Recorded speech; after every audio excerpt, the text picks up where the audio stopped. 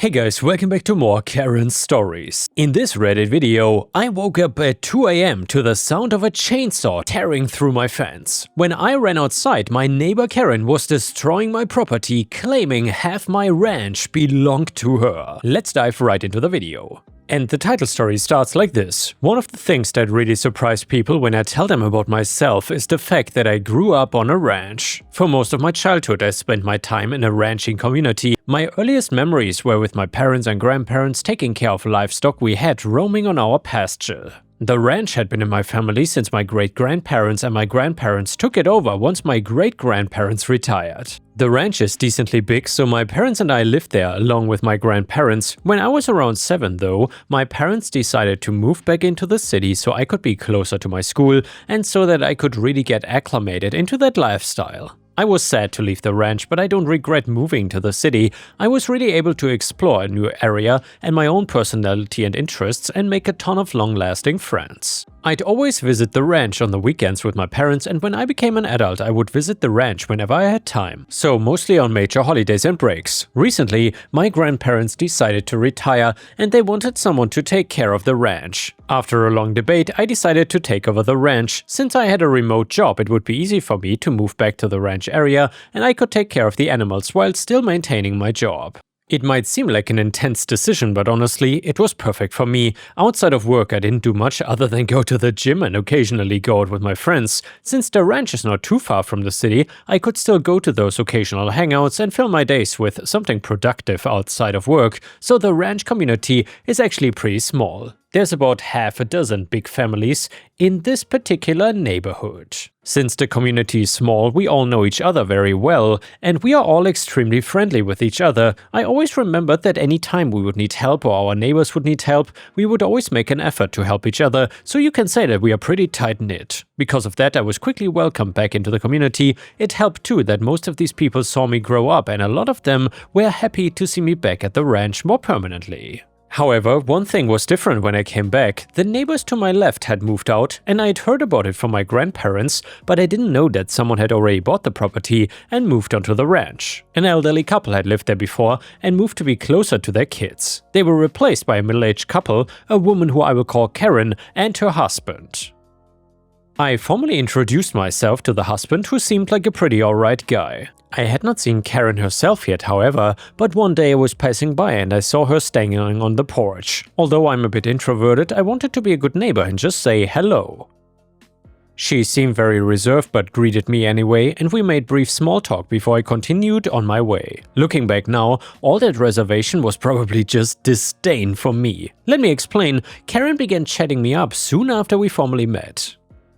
I figured that she was trying to make friends or get to know who I was, since she probably hadn't seen me before, so I went along with it. However, a month or so into our brief talk, she mentioned something I had not expected. We were talking about the ranch and about how I inherited it from my grandparents. I did not want to dive into all the details, especially with a stranger. My family taught me better than that, but Karen began asking me about how big the property actually was. I did not remember the area by heart, but I gave her an estimate of around 5 acres. It's a modest-sized ranch compared to the larger cattle operations in the area. She sniffed and said that she believed that 2 of those acres should actually be hers. I was not aware of this at all, and I was getting a strange feeling here about where the conversation was heading, so I asked her how she knew that part of my property was hers. She said that she had done a property survey a while ago, and it said that almost half of the ranch was hers. I asked her for proof, trying to be nice here, but she got flustered and started making up excuses as to why she could not provide the evidence. I was weirded out, to be honest, so I just excused myself and said that I needed to feed my livestock. An absolute lie, but I had to get myself out of there. I called my grandpa and told him what Karen had said, asking if any of it was true. He said that he was unsure, but that our old neighbors have never mentioned anything about it. He suggested I might want to get an official survey done if Karen kept pushing the issue. When Karen met me again, she explicitly asked me if I would give her the property that she was owed. I tried to be as nice as possible and told her that unless she had official evidence, I couldn't just hand over family land. Karen became offended that I would think of her as a liar. From that point on, Karen's friendly behavior completely disappeared. It was like she became a whole different person. This is what I meant when I said she was disdained when I first met her. I think she was angry about how much property I had, so she was probably annoyed meeting me. But she tried to become friendly with me in an attempt to get me to give her the property she wanted. Now that it was clear I was not having any of her nonsense, she didn't want to be friendly with me anymore. I was expecting Karen to harass me about the property or bother me about it, but she actually stopped talking to me completely, and I was honestly relieved. Although I was a little worried that the other neighbors would think I was being a jerk to Karen or something, I was not about to risk my family's property for Karen's words when I was not even sure she was telling me the truth. I thought it would be the end of it, but I was completely wrong. I woke up one night to my goats. They were bleating a lot and they're usually very quiet in the middle of the night, so I knew that something was wrong here. I went outside to check what was going on, only to see someone cutting through my fence with a chainsaw. I immediately called the police while watching it all go down from a distance, although I wasn't sure who it was since I was far away and couldn't get a clear look at their face. Part of me suspected Karen as the culprit though. I didn't really want to believe it was her, of course, since Karen didn't seem to be the type to just mow down someone else's fence because of a property dispute, but how much did I really know her? After all, this person was from her side of the divide, so surely it couldn't have been a coincidence. I know some people would probably call me foolish for doing this, but after I finished calling the police, I went closer to the person to get a good look. And sure enough, it was Karen. She didn't even try to wear a mask or anything. I asked her what she was doing and told her to put the damn chainsaw down. Before you say something, no, I don't own any weapons, so I couldn't bring any with me in defense. She stopped the chainsaw but didn't put it down. She said that she was not committing any crime, rather she was taking what was rightfully hers. I asked her once more to provide proof that any of it was hers. I didn't want to rile her up more and get her mad. I mean, after all, she did have a chainsaw. She reached into her pocket and showed me what was essentially a Google Earth screenshot that she had drawn on with a red Sharpie. I told her that it was fake and she kept insisting it was the real property survey. She insisted I had to sign over the property to her and she would be forced to destroy more of my fencing. Thankfully, the police arrived and found Karen quickly. They told her to put the chainsaw down with their guns drawn, so of course she immediately complied. When they attempted to arrest her, she said that she had the right to do it because it was technically her property. The police arrested Karen for destruction of property and confiscated the chainsaw as evidence. They said that regardless of any property dispute here, she had no right to destroy the fence without going through proper legal channels first. One of the officers explained to her that property disputes had to be settled in court, not with power tools in the middle of the night. Karen was taken to the county jail and I had to file a formal report about the damage. After that, I decided I'd had enough of this. The next morning I went to the police station and pressed charges for vandalism and destruction of property. The officer told me it was a good thing I called when I did, because if Karen had gotten away, it would have been much harder to prove who did it. I also called a local surveying company that same day to get a property survey done as soon as possible. They told me it would take about 3 weeks to complete the measurements and research into the property records, but that they would get started as soon as possible. Karen posted bail after a couple days, but she didn't come around my property anymore. However, about 2 weeks later, while I was still waiting for my survey results, I received a lawsuit from Karen on the basis of so-called property theft, since I was, in her opinion, living on her land. It was clear that Karen was not gonna back down, so I knew I needed to take this seriously. When the survey was finally completed 3 weeks later, I found out something completely unexpected. Not only was the section of my ranch that Karen was trying to take over 100% mine according to official records, the survey showed that in actuality, about a third of her property was actually mine. It was not a major chunk of land in terms of acreage, about half an acre, but it represented roughly a third of her smaller lot. The original property lines had been incorrectly marked decades ago, and the official county records showed that this land legally belonged to my family's ranch. Well, with that in mind, I decided to lawyer up, hiring a good attorney in my area who specialized in property law, and we went through with responding to Karen's lawsuit and decided to countersue Karen for the property damage and to reclaim the land that was legally mine. The legal process dragged on for several months.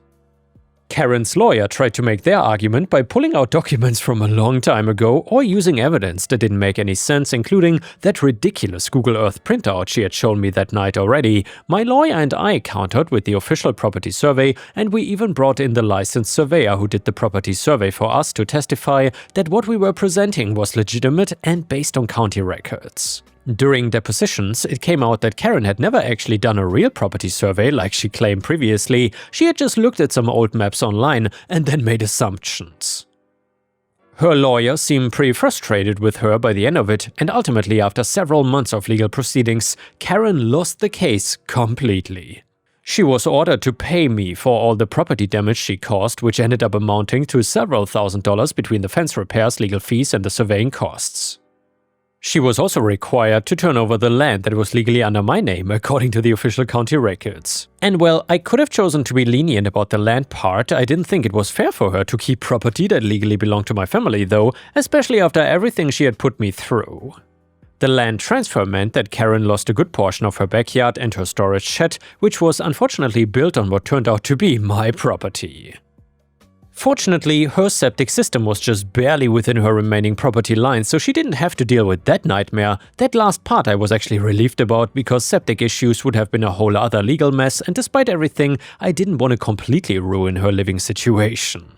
Even her husband was ashamed of the whole incident. He ran into me one day at the feed store and apologized profusely for what happened. He said that he had tried to convince her to just let the property issue go and maybe get their own survey done through proper channels if she was really concerned, but that she wouldn't listen to reason. I don't know if he was being completely honest here, but he seemed genuinely embarrassed by his wife's behavior, and I believed him anyway.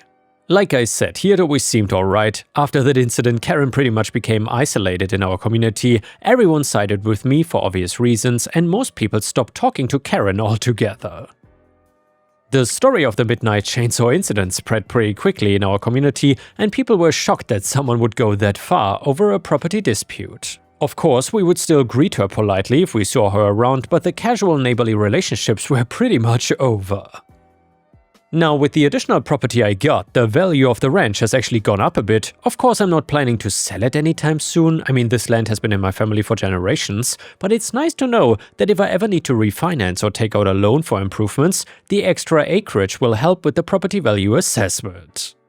The goats are also definitely happy that there's more grazing space ground, and I've been thinking about expanding the vegetable garden into part of the new area. It's really funny how things work out sometimes. Karen tried to steal my land and ended up losing her own instead. I guess that's what happens when you try to take what is not yours instead of handling disputes like a reasonable adult. And the next one is titled "Raise Denied for Not Working Overtime," posted on r/malicious compliance. And by the way guys, please don't forget to like the video, and while you're at it, let me know where you are watching from today. So, a couple years ago, I was working for a corporation as an analyst. Company culture was that working insane overtime was bragged about and praised, when in reality, these people are working overtime because they do so much meaningless work that could be automated in a dozen different ways. I've always been very flexible with my time because my management has always been flexible with me if I needed to take a long lunch, leave early for an appointment, etc. And I've always been very forthcoming about this. However, if I don't have to work late, I'm not. I finish all of my responsibilities during normal work hours and wrap things up neatly at the end of the day to have a smooth start the next day.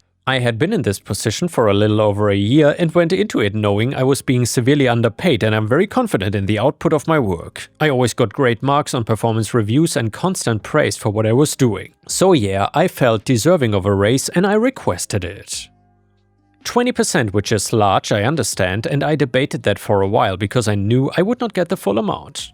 But this is how severely I was underpaid, and I knew 20% was the cap by our company's policies. I was immediately rejected any raise because I come into the office at 8 and leave right at 5, while everyone else works late, and I never offer to help others out when they are overloaded, meaning they work late and I leave on time. The first part of this feedback actually came from someone else who worked on our floor and never worked with this guy in my life. My manager was all about perception is better than reality, which I understand is general corporate culture, but that doesn't mean that it's not BS. Okay, I can change that though. Around 4:30 every day, I would ping my manager asking if there was anything she needed help with to finish out the day. I documented all of this in a Word document. Day in and day out, there wasn't a single thing she ever asked me to do in addition to the work I was already doing. I would test things out and stay until 5:15 or 5:30 some days to see who all is working late. Very seldomly was anyone ever in the office past 5:05. Eventually though, my manager said I don't need to be checking in with her at the end of every day.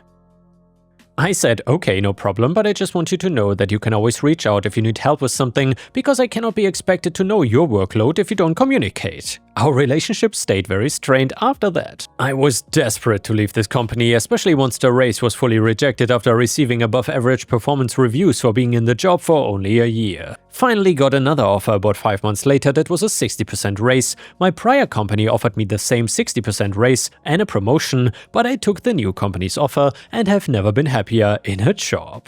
Either way, the next one is titled, My fiancé told her friend group that I'm not the greatest at intercourse, but she is with me for the complete package. Am I wrong for calling off the engagement? So I'm 27 male, have been engaged to my fiancée Amy, 26 female, for a year and was in relationship with her for 5 years. We were due to be married this August. Now I'm also friends with Kylie, or Killy, I'm not sure, 26 female. We have been friends for a very long time, pretty much since we were babies, and we are almost like siblings at this point. This is because her mother and my mother were best friends since they were in high school. Anyways, Kylie is part of the same tight-knit friend group as Amy. I always try to ask Kylie what Amy tells about me, because I know women like to discuss about their boyfriends with their friend group. Kylie is usually tight-lipped, but if she does say anything, she always says how Amy loves me a lot and how Amy is so excited about the marriage. Last month, I hung out with Kylie and her boyfriend at their house. Amy and I usually hang out with them for dinners, but Amy had gone out of town for a couple of days. Anyways, we all got pretty drunk and laughing a lot, and I was begging Kylie to tell me one bad thing Amy has told about me to her friends. After a lot of pleading, Kylie finally said that one thing Amy had joked about was how she had better sex before, and I was not the greatest at this activity, but she was with me for the complete package because she doesn't care about intercourse too much. I was drunk then, so I just laughed it off, but I felt somewhat stung even back then. The next day, when I got sober, I felt extremely stung by this. I thought about it a lot when Amy came back from her vacation. I asked her about it casually and she initially denied it and said we always have amazing intercourse and she's always satisfied. I told her it really would not hurt me if she told me the truth and marriage was built on honesty, so I asked her again a couple times. Amy finally admitted that she did in fact say that I was not the best at intercourse to her friend group, but she was just joking about it because I had so many other great qualities she wanted to highlight. I laughed it off initially, but that stung me even more. I could not hide my mood the next couple of days. I felt sad and I felt like crap. Amy apologized a lot and said that she didn't mean what she said. A couple of days later, I told Amy that I could no longer be with her and what she told her friend group hurt me too much. I informed everyone over the next week that I was calling off the wedding. Amy was distraught and tried to convince me multiple times and apologized a lot, but I was too mentally downtrodden. Am I the a-hole here? And yeah, ripe stars, let me know what you think about this one. Do you think OP is being the a-hole here or not? People on Reddit said, I told her it would not hurt me if she told the truth and that marriage was built on honesty. Well, or maybe not. Another comment said, does it seem weird to anyone else that the OP is begging his friend to tell him bad things his fiancé is saying about him? I'm just trying to imagine that happening in real life. If I thought my fiancé, now wife, had been saying bad things about me behind my back, I would not have married her. This whole thing seems super weird. Another comment said, wow dude, you're definitely not ready to be married. And now guys, we thankfully have an update to the story and it reads like this. I understand I'm insecure. I'm not hiding the fact that I'm insecure. I just wish my fiancé did not tell her friends about our private life, especially to Kylie. If Amy had only told me and not her friends, I would have definitely still felt hurt, but at least this would have only been between us. I definitely wouldn't have broken up with her either and would have even tried to improve our intimate life. I always asked Kylie what Amy thought about me because yes, I was insecure and I wanted to fix any of my flaws before marriage. But I never expected that it would have been about my intimate life. I thought maybe it's a character flaw, maybe I was not romantic enough or not taking her out enough on dates or something along those lines, but never about this particular part of our life. I felt even more hurt after hearing that Amy said I wasn't great at intercourse because Amy never gave me any indication of that in 5 years. But now I'm too ashamed to face her friends, especially Kylie, and Kylie has reached out to me many times, but I'm too embarrassed now to even text her. I understand how my actions have led to a lot of unintended cascading effects. I know Amy is hurting really bad now because she was really excited about our marriage and future. My family is hurting really bad and her family is hurting too. Kylie and Amy are no longer on speaking terms. I heard from one of my friends that Kylie broke up with her boyfriend. I'm not sure if that's related to this incident or not. Anyway, I already asked my company for a transfer to a different state and I'm gonna be moving to a different state in 2 months. I've lost not only my fiancé, but also my best friend who I've known my entire life. And yes, I'm not in the best of places now mentally, but I'll try to start fresh in 2 months. And now, Ripe Stars, we have some further comments and I gotta say, they were quite harsh. But maybe deserved. You will judge in the comments. Anyway, one of the comments said, "You've called off your marriage, alienated your best friend, and now you are moving to a whole new state because your fiancé said you were not great in bed? What the hell? That's wild, man. I hope you find peace within yourself someday, so you don't keep doing this to yourself and to the people who have invested themselves into you emotionally. You're still young, so there's more than enough time to work on yourself." Another person in the comments said, "Please seek the help of a therapist." Breaking off an engagement and moving away is not a normal response to this type of situation. I'm genuinely concerned there are some undiagnosed issues lying beneath the surface. This was petty relationship drama that has cascaded into something else entirely because of your knee-jerk reactions. Please pause and reevaluate with the help of a professional. You're making too many quick decisions based on impulse and based on the last post that's not working out too well for you. And the next one is a fantastic petty revenge story and it is titled "My Aunt Ruined My Dinner, so I Ruined Hers." So for context, I have a sensitivity/intolerance to most meats. Red meat is the worst and beef is particularly bad. Doctors recommended I try to get my protein from alternative sources if possible, so I've happily been a vegetarian since I was 13 or so. When I was younger, my aunt didn't believe the doctors and thought I was just being fuzzy. We come from a meat and potatoes town, so she had plenty of friends backing her up on this. So this is the same aunt who convinced my parents that I was faking asthma. Turns out I wasn't. Shocker, I know. And also refused to get her own daughter glasses because she thought she just wanted them for attention. She later discovered her daughter's eyesight was atrocious. Another shocker, I know. The whole family regularly had dinner together, taking turns hosting. When it was my aunt's turn to host, she assured me my burger was meatless, and well, as you probably guessed, it wasn't. I was starving that night and gulped down my beef burger first. My aunt was smiling and I thought it was simply because I liked her cooking. Looking back, I realized her little smirk was because she thought she had caught me in a lie or achieved what her endgame was. Well, a few minutes passed and I got that familiar, unpleasant feeling in my stomach. It was then that I realized what she had done